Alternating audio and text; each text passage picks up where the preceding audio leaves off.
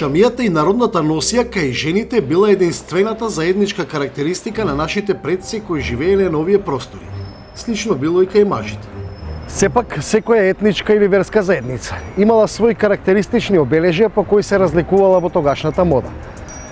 Дали во денешниот современ либерален свет, кога се е дозволено, модата може да има етнички или верски карактеристики, или пак таа е универзална вредност која обединува.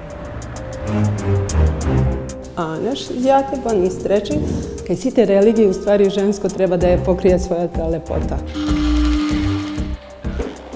Абсурд денеска да каже дека постои мода. Доаѓаат мажи да купуваат за своите жени мараме? Да, секако. Да, секако. Почнуваш. Значи надоле, одени горе. Кога ќе облечеш хеланки, вака ќе се погледнеш на огледало и викаш чекај да видам како ми стојат хеланкиве и ако не ти сви како ти стојат, тоа ще се фрлаш на вишпање.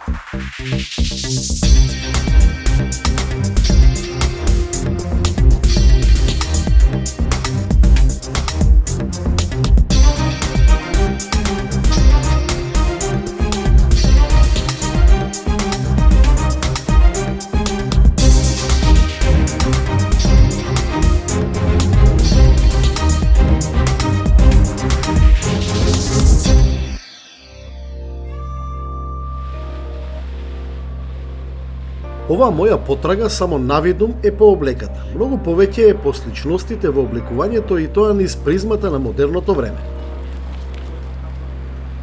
Мислам дека нема потреба да ви раскажувам за нашите баби и предци, за нивните карактеристични носии, но само ќе ве потсетам дека шамијата била заеднички елемент за жените од сите етнички заедници. Капите пак заеднички елемент за машката мода. Ве водам на првото интересно место. Kater, pis, mir, đaš, kada pak štat? Здраво.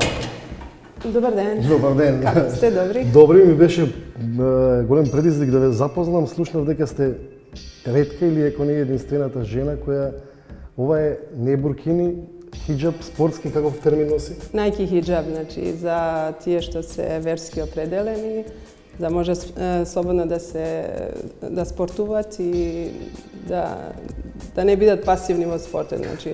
Вие сте единствената фитнес, како се нарекува, инструкторка во Македонија вака облечена или има и други? Да, единствена сум. Јас сум личен тренер, personal training. Студира во факултетот во физичко образование во Скопје.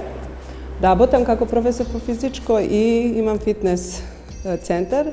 Ги вежбам девојки, постари. Зошто вака облечени? Па пред 7-8 години почнав да прочитав Куран, татко ми почина и сакав да прочитам Куран, ми беше изазовно тоа да знам каде оди духот. Значи, нели тело ќе оди под земја, ама духот, што се случува со духот. И кога прочитав Куран, одлучив да практикувам религија. Значи, прво не бев многу убедена дека треба да се покрием, пошто немав многу информации. И едно 6 месеци тако барав сите прашања во Библија, кај евреите, дали е кај нив исто така и Куран, знаеш, кај муслиманиве. И онда открив дека кај сите религии уствари женско треба да ја покрие својата лепота. Ама тоа не значи дека ако се покриеме треба да седиме дома. Тоа не е... Значи, гардеробата возможува и да вежбате? И да вежбам, и да скијам, и да пливам со буркини. Значи, може се да правим, да биде во склоп на тие религиозни начела. Значи, да ја чуваш честа и да живееш живот. Не е задолжително да вежбаш овде да мора да носиш? Не е тоа. Нема врска тоа. Ова е само за жени. Значи, тие доаѓаат, попрактично е по хеланки да се вежба. Значи, доаѓаат во хеланки, во маички, не е проблем тоа. Важно е да се мотивират, да можат и да вежбат и да во исто време и да ја сочуват честа. Наш зјате па ни стречи, кама нашто, теки она, чендро 10 секунда. Ајде, важен тиетра. Стретчинг, пан, 10 секунда. Вие кога вежбате со ова спортски хиджаб, се чувствувате комодно? Да. Пред да почнам, значи пред да се покрием, мислев дека ќе ми биде многу тешко. naročito na leto, mislim дека ќе ми биде многу вруќе, ама не е точно, некако имам олеснување од Бога. Дали ова што го носите вие дел од оно што се нарекува специфична мода за некаква верска, етничка мода? Постои ли такво нешто? Па сега во последно време почна тоа со мода, значи услов е да не ти се оцртава многу тело, значи да се видливи места се лице и раце. Остало друго можеш да носиш што год сакаш, само да е затворено, значи не мора да биде тоа само мантил или само шамија, значи може и разни комбинации, ама да не биде многу изазовно. Супер. 4. Имаат ли луѓето од Тетово Македонија предрасуди кон начинот на кој што сте вие облечени, а се занимавате со, да речеме, условно кажано, со фитнес? Да, има предрасуди, има многу предрасуди. И од македонци и од албанци? И од македонци и од албанци. Значи, понекогаш кога идам по улица, вака ге ме среднадите ми се подсмеват. Ама добре, тоа е од незнаење и ќе помине. Ама некои мислат дека и, значи, ти си со марама, не треба да се бавиш со физичко, што е баш спротивно од тоа што не учи религија. Значи, ние физички треба сите да бидеме способни, да не можеш да изгубиш мускулатура и да бидеш активна во сите, дали домашни работи или не знам нија шта. Значи, треба да се одржува здравје. Како одговарате на тие предрасуди? Ништо игнорирам. Луѓето, кога ќе ги видите, например, девојките, жените низ градов, дали се македонки или албанки, не е битно. Дали може по гардеробата на која што ја носат, да некој да примети дали е македонка, дали е албанка, дали е турчинка? Или таа е некако универзална мода за сите? Па сега станало универзално. Значи, дали луѓе имаат проблем со креативноста? Значи, ако видат нешто и веднаш сите сака да купат иста работа, исти фармерки, сите купуваат. Значи, а јас не сум била таква. Јас секогаш сум сакала да бидам супротно тие од комерцијала. Значи не можеме да дефинираме нешто како етничка облека на жените во Македонија. Не може, пошто гледам дека сите се имитација прават. Значи, сега е ова во тренд и сите копират иста работа. Ама јас мислам дека е мода оно што убаво ти стои. Значи, секој треба да се облече така на своје тело како најубаво ќе ги покрие своите мани, а да ги истакне своите врлини. Навистина импресивно. Сега е момент да ги посетам некои од продавниците каде се продава ваква облека. Знам дека во Скопје има такви, но не знам кој се таму може да купува. Затоа, нашиот продуцент ќе ми биде модел во мојата приказна. Здраво, повелите. Може да разгледам нешто? Да, секако. Сакате да ви помогнам? Па да, може да ми помогнете. Сукниве сите ви се долги? Да, сите ни се долги. Тука имаме и ова е многу убава. Да. Многу Ова е убава. малку посвечена, така? Да.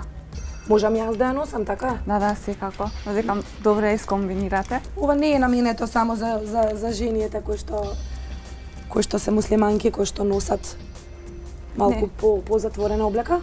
Да, за нив само и за другите. Може да го носам и јас, така? Да, секако. Еве, ова би го пробала. Исто и капутите се универзални. Да. Посебно зимската роба, скоро сите можат да ја облекуваат, да ја искомбинираат. Најчесто муслиманките тука купуваат?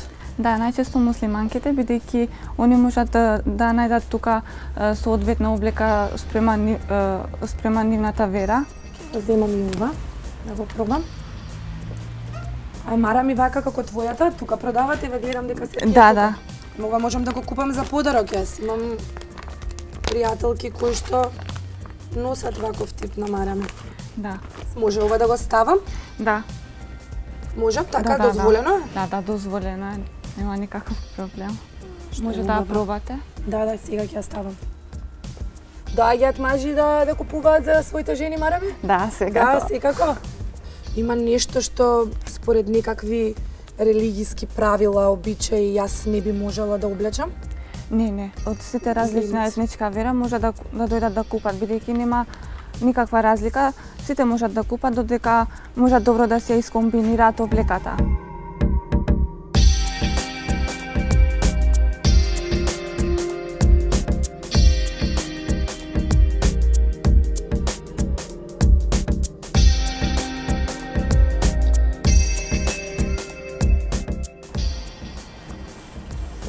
Сукњава ми се бендисува. Да, убаво ви стои. Добре? Да, И ти го носиш вакви сукњи носиш за свадба? Да. носам и јас вакви со Убавен. кошулка. Материјалот е убав крут.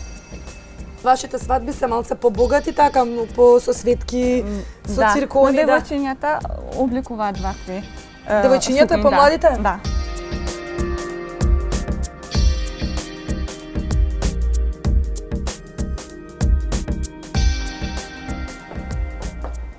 Вау, ова е птен убаво ви стои. И бојата. Обично го носат муслиманките така. Музиманките и другите можат да го носат, бидејќи е модерно. Морам да признам дека нашиот продуцент одлично изгледаше и во облека за која некој ќе рече дека е наменета само за муслимани.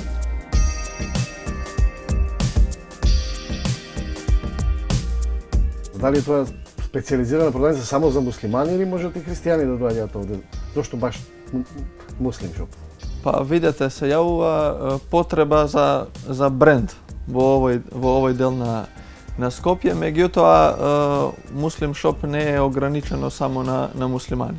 Нормално тука има производи кои се од широк спектар.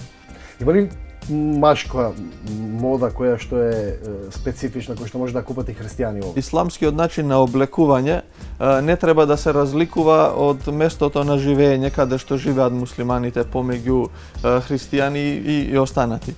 Меѓутоа, она што треба да се запази се тие некои прописи да не биде тесно искинато и слично како овие новите модерни правила, да ги наречам, на облекување.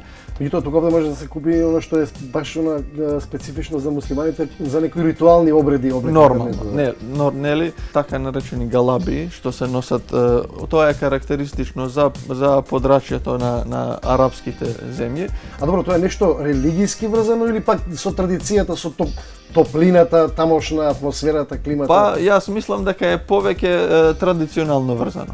Бидејќи нормално знаеме дека во тие земји климата е пожешка од нашата тука и имаат потреба за повеќе полесна гардероба, покомотна гардероба и нормално модните трендови ја диктираат тој начин на облекување од место во место. А греф ли е, например, ако христијанин облече таква гардероба? Не, нормално дека не е. Ако се чувствува, видете, христијаните во арапскиот свет ја носат таа облека. Овде гледам има доста литература, има ли на македонски јазик литература? Нормално дека има. Има на арапски, албански, босански и македонски јазик. Еве јас како за пример. Што може да се прочита, например, овде? Еве што може да се прочита, што не е ограничено само на муслиманите. Не е некоја верска литература? Нормално, значи не... Ќе ја земам за пример книгата "Не тагувај" од Аидел Карни. Значи, главната порака на оваа книга е "Не тагувај, биди радосен, биди оптимиста". Тоа може секој нормален човек да го прочита. Внатре ќе најдат совети за враќање на самодоверба, за мотивација. Сега за модата сакам да разговарам со една друга личност. Ќе почнеме со Сумо Чучең. Вежбата која ќе ги изведеме со помош од две текчиња, широко отворени нозе, теговите пред тебе со прави раце и почнуваш. Значи надоле, подигни горе.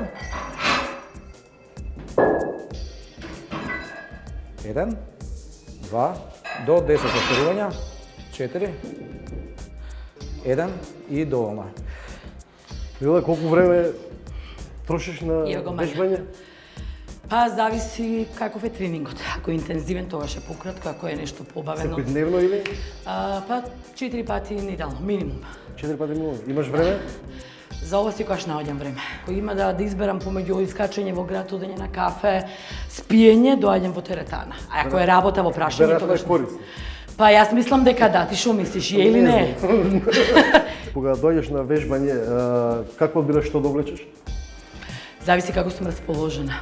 Дојдеш со цел да демонстрираш модел и да ти биде комотно тоа што. Па да бидам искрена и тоа и тоа. Модата ми е битна, а модата е дел од нашето секојдневие. Без разлика дали си во теретана, дали си на модна писта, дали си на работа, дали си на кафе. И јас сум жена која што ја сака модата, така што купувам, имам многу парчиња, спортски парчиња. А како што пак ќе кажам, се разви модата во секој сегмент и спортскиот сегмент е многу зафатен. Има преубави парчиња и морам да признам дека внимавам и на модата кога доаѓам, но сепак ми е многу битна комоцијата и да е квалитетен овој материјал кој што нема да ме поти, нема да ми прави нервоза, нели? Така што во принцип гледам тоа да е една комбинација на и модерно, а секако и да ми биде комотно, да. Има ли дрес код важен за овде или? Еве тренерот нека каже. Ако гледаме сега дрес кодот може од два аспекти се гледа. Едниот е практичниот, кој што сепак нели значи она што го носиме на себе нели да е комотно. Пред се сите сме различна конституција и треба да пронајдеме вистинско парче во кое што ќе се осеќаме пријатно за време на тренинг и истовремено ќе ни ги возможи сите на движење, односно нема да има ограничување во движењата. А вториот аспект е оној хигиенскиот, нели? Сите мораме да имаме пред се чиста облека, не мора таа да е најскапа, меѓутоа пред се да е чиста со материјали кои што се соодветни за оваа намена. Ако дојде некој сака да вежба согласно своите верски убедувања, она што се нарекува денеска спортски хиџаб, дозволено е? Па вака, ние како клуб членуваме во Бодибилдинг федерација и имаме издадено лиценца, значи од Агенција за млади и спорт, што значи дека работиме по нивни правила. Они согласно со нивните правила има точно определена определба која што гласи дека секој спортист има своја точна, значи облека која што треба да се користи се со цел да има комфортно вежбање, да се намали ризикот од потреби, а со тоа се постигнуваат максимални резултати. Лело, тебе би ти пречело ако вежбаш со некоја девојка која е со изразена верска карактеристика на себе, на спортски хиџаб? Да бидам искрена, не, мене ми е битно тој што вежба во близина на мене, да биде бањат чист и тоа што го носи да му е чисто. Инаку сериозно немам апсолутно никаков проблем, ниту пак пред било каква предрасуда. Јас сум родена и живеев во Шведска и во градинка одев со сите можни раси и верски определби. Така сум воспитувана. Овде живеам на Џон Кенеди, каде што исто така има буквално од сите вери, раси и се тоа заедно. Што значи дека јас сум жена која што почитува буквално нели, мислам, секоја религија, секоја вера, секоја определба, се додека тоа не ме загрозува мене. Постои ли предрасуда во Македонија во поглед на обликувањето? Дали е тоа етничка, верска? Па има, затоа што со Инстаграмов сега нели откако стана многу актуелен, повеќето посебно од младите девојки смета дека ја познаваат модата, па знаат да коментираат разноразни останати нели луѓе кои што се овака или онака облечени.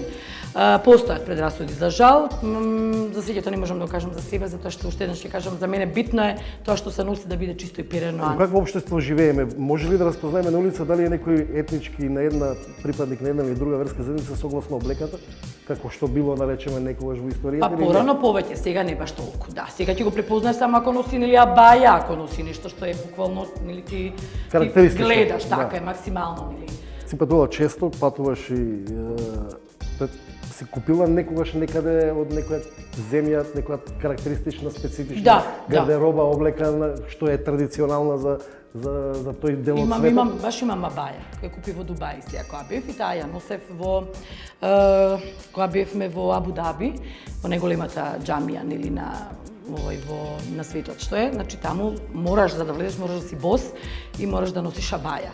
И тоа е нешто што апсолутно не значи ништо ако ти тоа го облечеш и влезеш таму бос. Едноставно тоа е почит на таа традиција, ако сакаш да одиш да видиш како тие луѓе. Што е важно за вежбањето, да се има гардероба или да се има дух за вежбање или пак правилно вежбање, што е? Еве ја се гледа по мене дека сум далеко од... Се гледа по тебе дека ти повеќе внимаваш на гардеробата него на вежбањето. Зошто не гардеробата кој делува мотивирачки? Сепак ја тргнувајќи од себе, стално кога сум купил некоја парче за вежбање, едве сум чекал да дојдам на тренинг да го пробам. Да видам како личи, така да. Зошто да? Да, и да знаеш дека овој баш ти те внимаваат на тоа. Затоа што кога ќе облечеш хеланки, вака ќе се погледнеш на огледало и викаш чекај да видам како ми стојат хеланкиве и ако не ти сви како ти стојат, тоа ќе се фрлаш на вежбање за да излезе онака како што треба, разбираш? Добро, ајде до следниот пат на видување веројатно на вежбање, да го оставам да се продолжите со... Да, ти да дојдеш да купиш ќе те однесеме јас и Бане. Ќе ти купиме хеланки и ќе дојдеме да вежбаме. Добро. Ти благодарам поздрав од твоите гледачи. Те гледаме. Чао, чао. Добро. Ајде, втората серија исто по 12 повторувања.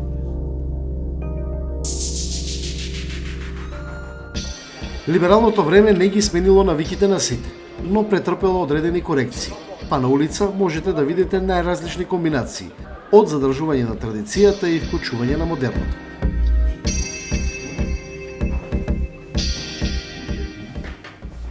Како оди работата? Како оди? Со игла, копаме бунар со игла. Изет Цури веќе неколку години во Скопје работи со млади креатори. Неговото животно искуство, стекнато во Франција, денеска го пренесува на овие млади луѓе. Мислам дека тој е идеален пример за мојата потрага. Се осеќам дека сум должен на моите мајстори кои со нивното знање јас сум работел и отворил најголемите и најлуксузните врати во светот. Што сум учил кај Цале, што сум учил со Томе, што сум учил со Ангелковски, значи и сега нив ги нема. Ја ќе покушам да пренесам. Јас отидов со една кеса од пластика од тука, со знање, сега имам 2 кофера. И тие ќе ги дадам на нив. И тоа ви реков, ја живеем така. Јас сум почнал као педагог уште кога сум имал 15 години. Можда е смешно, али точно е. Почнав занат на 14 години и оно што учев кај мојот мајстор преку дента, трчав дома да ги учам моите сестри. Разликува ли модата денеска некаква карактеристика на етничка, верска припадност? Може ли да се... А тоа секогаш постоело тоа. Секогаш постоело. Меѓутоа, дали е тоа модерно? Само ќе ви кажам нешто, например, прв пат во од кутија се ставени патиките. Знаете која година? 2002. А патиките, знаеш кој носил? Луѓето кои немале пари. Периферијата. А денеска тоа е модерно. Апсолутно модата од 1990 не постои модата. Тоа е апсурд денеска да каже дека постои мода. Денеска модата постоела 70 години, земете фотографија од вашиот татко и од вашата мајка, донесете кај мен, одма ќе бидеме која година. А да ви направиме фотографија денеска на вас, не знаеме кој период. Денеска и што фризурата, денеска се стилови различити. Затоа што постои една професија која е стилист, креатор или дизајнер, како ги викате вие. Ете овака видиш, што се направи, затоа што сега овака. Ајде. Тие стилови како се градат? Како се гради, тоа е персоналитет. Тој персоналитет, Како се гради? Како се гради? Пак треба една минимална култура. Прашањето ми е дали има, дали некој инсистира, дали некој сака да вметнува карактеристики на етничка верска припадност, да се низ облеката, но може да се препозна. Ја не верувам на тоа, затоа може, например, може вие имате некој кој иде на тоа тржиште, затоа што се тражи и тоа ќе направи, затоа ипак е тоа, ние се бавиме со мода, ама и се бавиме со бизнис. Ако не се продава, ќе идеме таму каде се продава. Мене ми било, јас сум облекувал пуно луѓе од Саудиска Арабија кои доаѓале, јас сакам тоа, и ќе видат моите халини немат ракави, она вика, може исто да добијам со ракави, може исто да добијам дугачко. Чи вие се кажете, окей, ајде ќе направам тоа. Не е тоа само религија, него тоа и култура. И култура, вие имате типична ношња, јапанска, типична кинеска, имате индиска и тоа. Ние немаме овде у Балканот денеска, апсолутно немаме тоа, некогаш сме имале и тоа како, а денеска се овде луѓето се инфлуенс.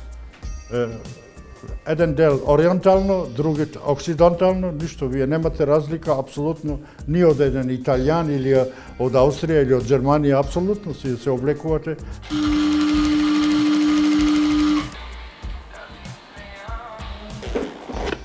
Правилата постојат, но можем слободно да кажем дека све почесто ги рушиме. Секоја девојка, без разлика на нејзината етничка и верска припадност, сака да изгледа модерно пред се за нејзината свадба и да биде во тренд со светските модни случувања кога се работи за естетиката на нејзиниот фустан. Мал број се оние кои што имаат некоја побарувачка за некој тип на елемент или тип на материјал кој што ќе го посакаат да се вметне во самата креација за тоа да потсеки или да биде дел од некоја култура. И се помалку имаме таков пристап и такво гледиште кон работите. Значи во моментов работиме на невести кои што се исклучително модерни, работиме на невести кои што како пример носат панталони за венчавка, носат кратки фустани, носат фустани во боја. Нели белата боја е традиционална, но се почесто имаме нарачки и желби на клиенти кои сакаат да носат фустан во боја. И нас лично како, можам да речам јас лично како дизајнер сето тоа го поддржувам, бидејќи и моите идеи се такви да ние се приближиме кон да речам светски модни трендови кога се работи за венчаници и нашите убедувања, верувања, религиозни определи да не спречат ние да направиме нешто малку поразлично од другите.